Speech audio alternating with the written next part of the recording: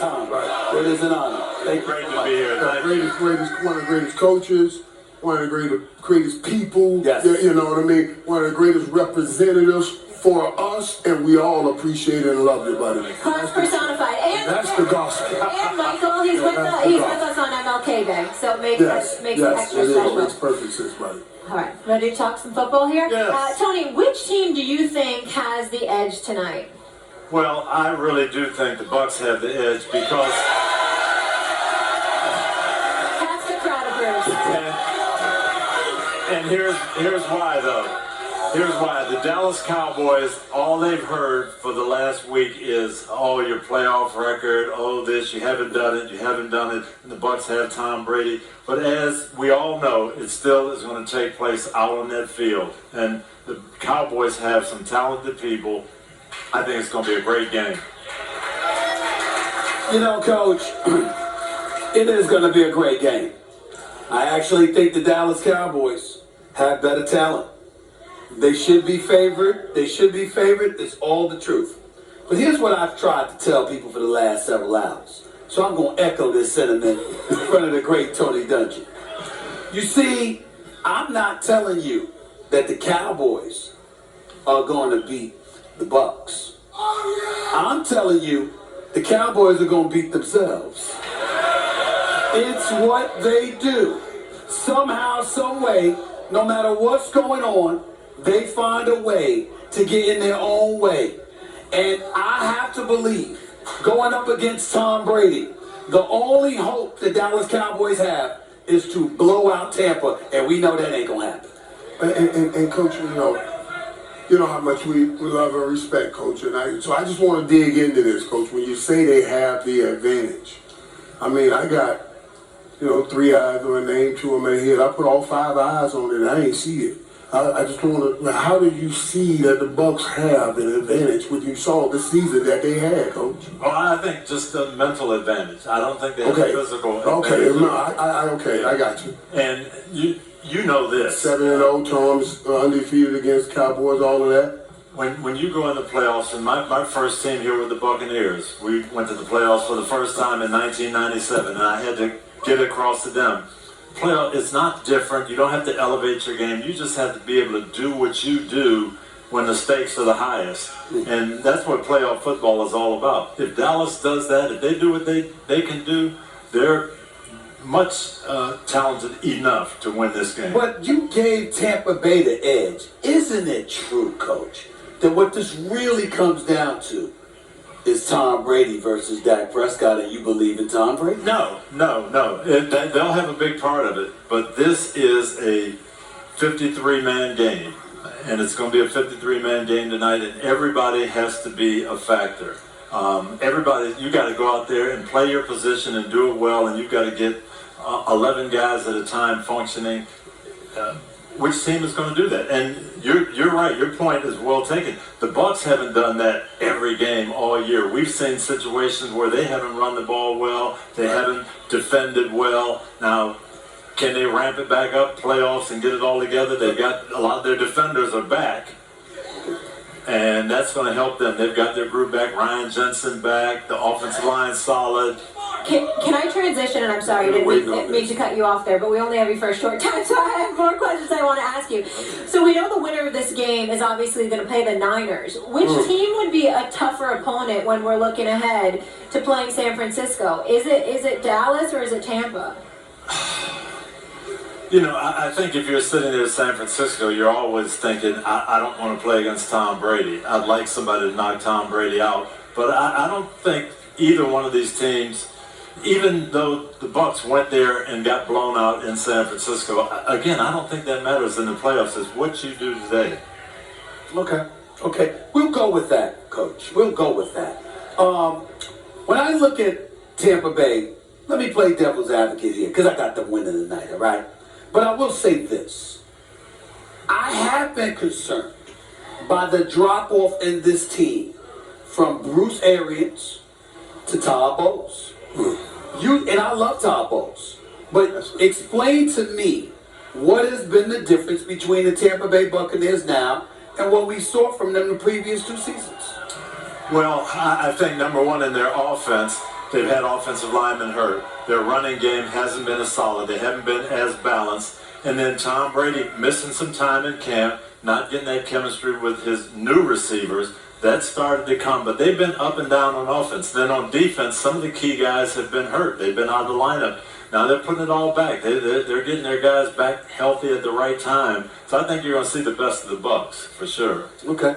Now, I know we're talking in the former San Francisco. That's a whole nother booger bear. I ain't even ready to attack for the Dallas Cowboys right now. No, you don't want no part of that.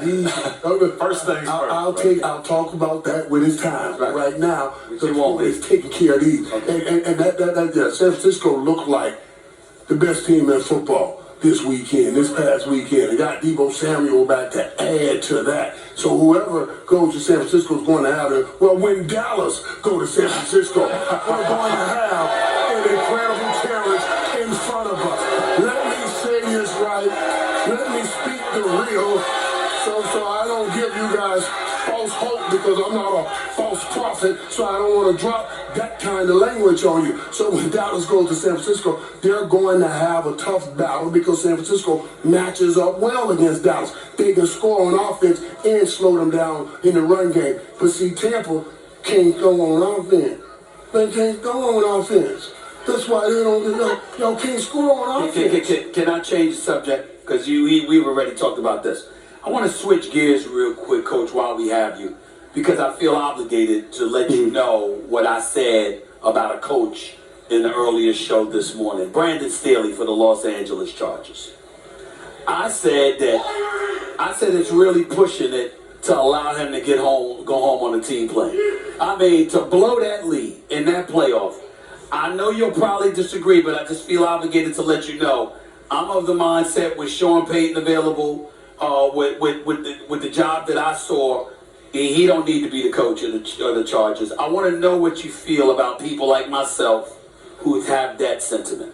Well, everybody has an opinion, and it's going to be very difficult out there because the owner, the players, everybody's going to hear that for months probably. But I think you have to look at the whole grand scheme of things. And what has Brandon Staley done with this team? What has he done with the development of Justin Herbert? What has he done with the development of the defense?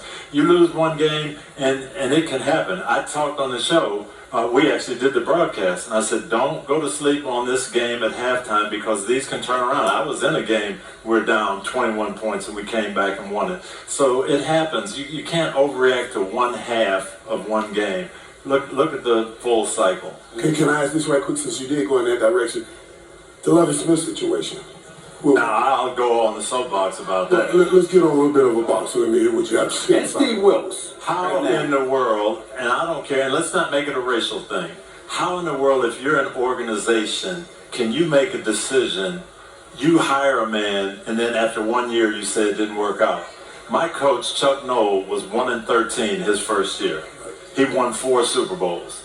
Your coach was 1-15 his first year, Jimmy Johnson. He won 2 Super Bowls. So if you can't support somebody and just say, hey, we had a long-term plan, and yeah, it didn't work that well the first year, but I know we're building in good shape. And when I watched the Texans this year, they took Kansas City into overtime. They took the Cowboys to the last play of the game. They played hard. They looked like a good team.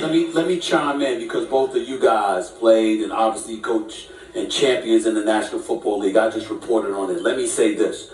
I applaud your position, Coach. You don't have to make it a racial issue. I will. Let me be very, very clear. David Culley, you did it to him the year before. You did it to Lovie Smith. Now, I went on national television and I said, black men need not apply for the head coaching job in the Houston Texans. The way that organization is right now, it is an atrocity. It is an abomination. And I'll take it a step further. I'm not happy anybody got fired. But when Cliff Kingsbury lost his job in Arizona, my issue was how you get the job in the first place. You never coached on the NFL level. You didn't produce on a collegiate level, but you got the job. And so I'm seeing, here's what we want and what we've always aspired for. This is MLK Day. We aspire for equality. Do the same thing to everybody. They don't. And that's the problem. I'll take the other side just a little bit. Sure. It happens, and it's you hire someone. I was here. We lost 8 of our first 9 games, okay? And my owners came in and said, "You know what? We're still with you. We Gotcha. hired you. You're our guy, and we believe in you." And we got it going, and we're in the playoffs the next year. Okay, Steve Wilkes didn't get that opportunity. Right. Okay, David Culley didn't get that opportunity. Lovie Smith didn't get that opportunity, and to me, that is wrong. You can't. Look at Cincinnati. Exactly.